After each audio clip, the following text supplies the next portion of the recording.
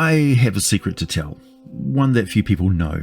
In some ways, it tarnishes my reputation for being this travelling sage who has first-hand accounts of all these monsters I pack into my journals, along with my notes on plants, animals, people, and places of note in the realms.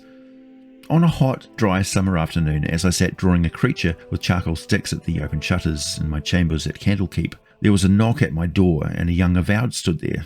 I had the door open to let a breeze run through the place, even though it made the fireplace make this weird moaning whistle. The young woman was holding a rolled up sheet of parchment almost as tall as she was, and I could see under a big wax seal that every inch of the sheet was covered in writing. I retrieved it from her with thanks and quite some haste. It was a letter from my uncle Trasquenabar.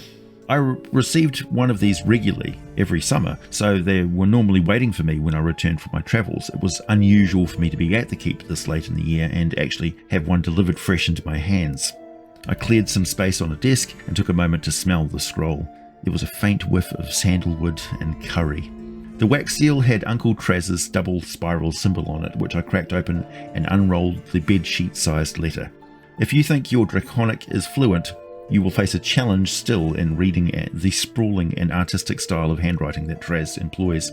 He frequently draws little pictures instead of long draconic words, plus punctuation is rarely involved. He will just put a line or a dot to split a sentence. Anyway, my great-great-great-great-uncle is a brass dragon. He's the one who encouraged me to give up the adventuring life and become a respectable sage. Excellent advice as always. He has helped my career enormously with those letters, and this one was no exception. It was full of stories about his journey to the ancient lands of Unther and his experience with a whole new population of intelligent dragonfolk from the realm of Eberron named the Dragonborn. I knew a little bit about them, but by the end of the letter, I knew a lot more. Oh, when I say Uncle Traz, now you know why I sometimes refer to my being quite a lot older than those around me. It's the one great gift my uncle has left his many, many descendants, but otherwise, aside from perhaps my skill with words and simple arcane arts, there's very little of the dragon in me at all, except of course his ongoing education of me and the millions of wonders of the realms. He's delighted in what I do and frustrated that I'm not writing more books for him to collect. Brass dragons are metallic, the least mighty of their kind, well known for being gregarious and possibly the least dangerous dragons for humanoids to encounter. There certainly are exceptions, and even the best of them can grow so frustrated with ignorant, rude and greedy folk that they will just immolate them where they stand. Don't expect them to be giving you an apology for such things either. Remember, they are dragons. And as the brass will cheerfully remind you, they once ruled the entire world, and we were happy that they did. The alternative was to suffer under the mercurial and cruel reign of the giants, who value brawn over brains and find little humanoids quite tasty. As a great worm, Traz spends a lot of the year sleeping. He has several places where he does lair. I can't divulge where they are, obviously, but I can say they are all underground, near the coast in very dry regions, and are all extremely well protected. Brass dragons are highly intelligent, scholarly and inventive thinkers, so each lair has traps and tricks that are less harmful and more humiliating in their punishments. Again, I would never speak about them or write the details in my journals, but let's just say that Traz has a particular love of thwarting the attempts of dwarven folk seeking to sneak in and steal his treasures. He also has a great love of historic trap making and tends to design his lair's defences around a theme based on some obscure dungeon he's read about or found in a dysfunctional state, and is just doing his best to keep the techniques alive and well, efforts no doubt lost on the trap's victims. Desert folk never bother him. In fact, they gift him tributes of goats, and he simply loves to cook in huge cauldrons of delicious curry. A smell which permeates the natural and-carved chambers, stacked with his collections, his specimen jars and thousands of scrolls, books and tapestries. I love his lairs. I spent several years as a youth being taught different languages and all about the ancient history of the world from Traz. Even after a couple of centuries, he still calls me a youngster with a lot to learn, and I still love to burn incense and rare barks and tree saps to keep my chambers easy on the nose in midwinter, plus the wafting smell lets people know that I'm home. Trasquenabar's early life was spent in the very distant land called Var the Golden on the coast of the eastern Krynn mountains. He hatched with 3 siblings in a great bonfire nest that had been burning for well over a year. He says he was taught many things by his parents, who spoke to their eggs and looked after them when they hatched. Brass dragons are like dull brown frilled lizards when they first hatch, and can burrow through loose sand and soil quite well in search of tasty desert creatures. He grew quickly and got along well with his siblings. Though the two females departed with their mother, he stayed with his brother and father for some 20 years. He says they didn't travel much due to the dominance of blue dragons in the region, making it quite unsafe for young brass dragons. The ruler of Var at the time was actually an ancient blue dragon who was named the Sublime Potentiate Anwer Duprechthskava. He was quite a bit unusual for a blue dragon, kept in humanoid form most of the time, and had a set of agreements with most of the blue dragons and all of the brass dragons in the region of all the kingdoms of the Durpari people. If anyone harmed a dragon, or destroyed so much as a village in his domain, he would deal retribution personally on the offender. And who can say that about a king these days? Sadly, Var the Golden was swallowed by the sea for long enough that its culture is now completely lost. Well, almost. The lands are far less fertile now that the water has gone back down. Still, people are moving back into the area after the adventurers have gone in to plunder all the drowned ruins. Where there's coin, there are hard-working folk who will follow after it and actually do the work of making a land safe and productive. Traz spent several centuries a little further west in the unclaimed mountains known as the Toad Squats, forming the northern border of Luiren, the land of my people. And it was contending with my ancestors that he came to love the Hin people so much. I think my ancestors have always loved to trade in culinary herbs and spices, and a trade was set up between members of the family and Traz, who offered to tutor just one member of the family at a time, sharing his great knowledge and wisdom in exchange for all the spices he wanted. Dragons eat a great deal. One of Traz's meals consumes huge amounts of very expensive spices. However, he only eats like that every few months, and the wealth the highly educated graduates of his teachings earned for the family over a few more centuries was stupendous by comparison to the cost. One of his students, some few generations back, was, well, she was directly related to me. Her family name was Mockingbird. As Traz tells it, she was a truly gifted thinker right from the moment she uttered her first words. One of her parents was a former student of Traz, so it was natural that she followed in the tradition. She worked hard and had a wicked sense of humour that Traz fell truly and deeply in love with. When the time came for her to finish her studies, well, they never did finish. She stayed with Traz for the rest of her life. It was not all smooth sailing. They had quite a fraught relationship by all accounts, but it endured and she bore children. Quite a few, all at once.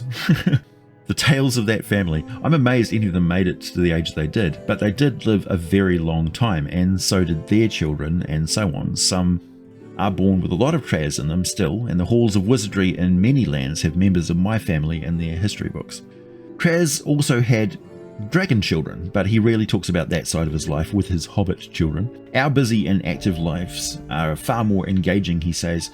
His dragon children do dragon things and are not particularly close, plus the older they get, the more self-involved and more time they spend asleep, so dragons just drift apart normally, even the highly gregarious brass dragons, which may seem sad to us, but it's normal for dragon parents. It would be weird and annoying for them to have their kids always in their business. For dragons, a greeting scroll or a gift of some fascinating specimen once every few years is plenty. Brass dragons are gorgeous, if you ask me. Starting off that dull brown, as they age, the scales of the dragon become burnished and they lighten gradually, eventually maturing into a warm, shining luster.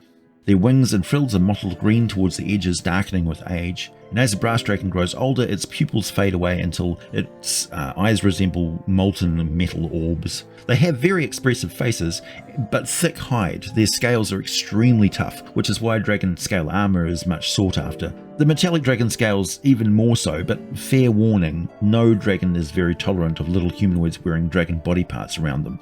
The dragon scale armor is not going to save you from that situation, I assure you, so I would say don't wear it. Brass dragons have two breath weapons, like most metallic dragons. They can breathe a super hot line of air that is as destructive as a blowtorch. It's described as fire breath, but it's not a cone or plume of flames. It's more like the thrust of a rocket. It creates a large plume of steam, dust and soot a number of feet away from the dragon, where it has hit objects and just immolated them. Their second breath weapon is a sleep gas, which does plume out in a cone shape from their mouth. The creatures that fall victim to it drop into a deep slumber, but it's just normal sleep and they can be woken up if the victim takes damage or someone spends an action to wake them up. Generally speaking, unless the situation warrants it or they are using their breath weapon for practical reasons, they much prefer to knock victims unconscious. Brass dragons don't get into battles very often because they're just smart enough to either avoid them or have won before the fight even begins. To give you some idea of how intelligent they are, Uncle Traz once had a rather one-sided conversation with an agitated Triton, stranded far from the ocean in a nightmare desert environment, from its perspective. And within 60 minutes, Traz was talking with the Triton fluently in their own language, calming down their babble and offering to help them get home. After all that effort and a rather long flight to a remote spot out in the Great Sea, he smiled and told me that if there is one ally nobody suspects a desert-loving dragon to have, it's a race of deep-sea humanoids. Brass dragons may not be the most physically powerful of the metallic dragons, but they are the most dynamic conduits of information, and information is power in and of itself. All this talk of the least powerful of the metallics, it's all relative. An ancient brass dragon is gargantuan in size, has a strength of 27, so is able to fly with a carried weight of up to 3 tons. And you can imagine the effectiveness of a 3-ton boulder being dive-bombed out of the sky, released right in the middle of a fortified city, and careening through structures, open flagstones, and many unfortunate people. Brass dragons are totally immune to fire, which means they can drop huge bundles of furiously burning pitch-soaked hay, and when it hits the ground, dive out of the sky and land right on it with a thunderous explosion as the flaming material is sundered in every direction, causing a massive wall of flames to blast down streets and alleys in every direction. You can fly right up to a mounted force of heavily armed and armoured knights and unleash their supernatural frightful presence, causing any creatures they can see them within 120 feet to have to make a wisdom saving throw or become frightened for up to 1 minute, scattering being mounted horses. Their bite and claw attacks are formidable, 3 attacks on its turn and another 3 attacks during the round on other creatures' turns. They also have legendary resistance, which allows them to just shrug off effects that require a saving throw 3 times per day. And they're able to use their tail and wings as weapons. All of their attacks have greater reach than most humanoid attackers, and they have the metallic dragon's gift for shape changing, so they can turn into any humanoid or beast that has the same or lower challenge rating they do, gaining the strength, constitution and dexterity plus any special abilities that new form has. So they can shapeshift into a basilisk and turn attackers to stone. They can turn into an invisible stalker or even a tiny mouse and scurry down a drainpipe to avoid the fight entirely. The capabilities this extraordinary control over their physical form grants them, coupled with the fact that their hit points, lair actions, legendary actions and shapeshifting abilities remain the same in any form they take, well, it makes them extremely difficult to beat. While 5th edition has no listing of their magical knowledge, I assure you they can unleash an arsenal of arcane magic on top of all of this, as well as having spent centuries travelling the realms, finding magical relics and even having a few custom made for themselves that are more useful to a dragon, such as magic orbs instead of wands and rods. They're easier to keep internally when in altered physical form. They also love ion stones, flying swords and constructs. Brass dragons, particularly in their youth, do tend to travel widely. Very much like an adventurer, they track down legends and rumours, old records and lost libraries. Buried ruins are particularly favourite, as they often serve very well as a new lair as well as sources of information. As the decades roll by, they lose some of their wanderlust and are more prone to exchange information to other explorers in exchange for hefty sums of treasure that they get more and more of a lust for stocking their lairs with fabulous hoards of wealth, as dragons do. This is a golden opportunity for any adventuring group, and brass dragons make fantastic patrons, charming hosts, and if one has a pretty reasonable charisma, very generous friends, even to the point of loaning the adventurers enchanted weapons and equipment to help them in their quest. But remember, the dragon always expects that generosity to be heavily reciprocated. The lair actions of the brass dragon allow it to summon howling gusts of wind and clouds of blinding dust and sand, none of which bothers the dragon in the least. Ideally, they like their lairs where they can cleverly disguise passages in the ceiling that allow air and sunlight in. They can also arrange mirrors to reflect beams of sunlight into their lair by clever positioning. Their favourite resting spots will always be a spot where, for at least some hours of the day, they can sleep exposed to full sunlight, gleaming off their burnished shining scales and casting disco ball reflections all over the glittering treasures stacked up artfully all around them. Out in the wild, they often just dig a hole in the sand and lie just under the surface. As primary beings of elemental power, the regional effects of an ancient brass dragon's presence extends out up to 6 miles. They're generally beneficial, such as the mysterious tracks appearing in the desert sands that lead stranded or lost travellers, including animals such as camels and elephants, to safe shelters and hidden water sources.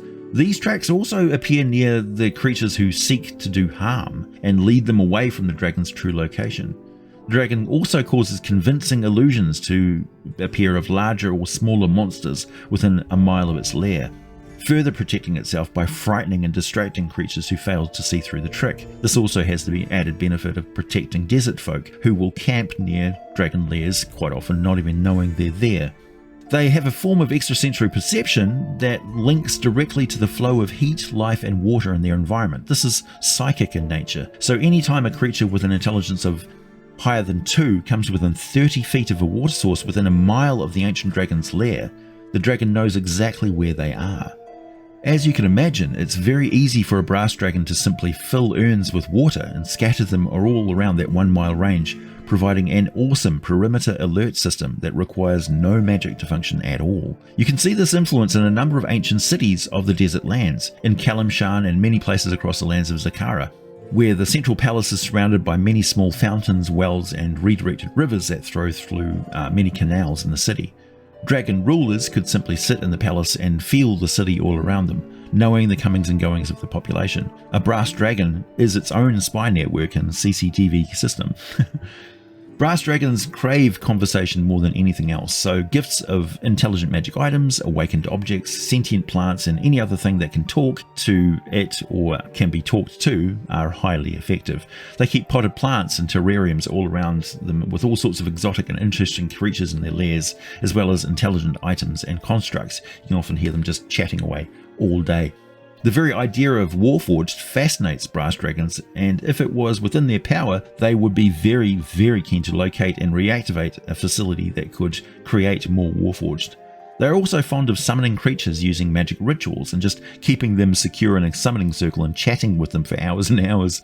This means they have a lot of understanding and interest in the multiverse and other planes of existence and so on. Another great reason why brass dragons make ideal patrons for adventurers who are ready to take their activities to other planes of existence, and there's some understanding of why that's such a hot topic in my videos. A brass dragon is trusting of creatures that appear to enjoy conversation as much as it does, but it's smart enough to know when it's being manipulated. It takes a particularly clever humanoid to outmatch a brass dragon in the skills of bluffing, and they have a particular knack for haggling, to the point that they can be frustrated by any creature that doesn't attempt to haggle with them at least a little bit. They consider it slightly rude to be so curt and final when negotiations over price and payment can make for some of the most delightful debates. Consider the influence that wandering ancient draconic lawkeepers and collectors of lost maps and magic items have on your game world. Do they shape the market for magic items? What effect does their knowledge and willingness to share it have on organisations that seek to control information for their own purposes? I'm looking at you, the Harpers. Do they become secret patrons of academies of arcane learning? Do they establish libraries and on their demise deliver huge archives of rare tomes to these beneficiary institutions? How do the conflicts between the blue dragons and brass dragons in particular impact on humanoid populations in the arid regions both dragon types prefer to inhabit?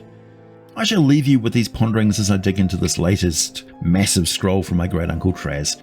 Comfortable in my chambers with some dangerously aged cheese, a tasty goblet of mead, and a very happy pseudo-dragon sleeping on my sun-baked window ledge. Thank you for listening, and I'll be back with more lore for you very soon.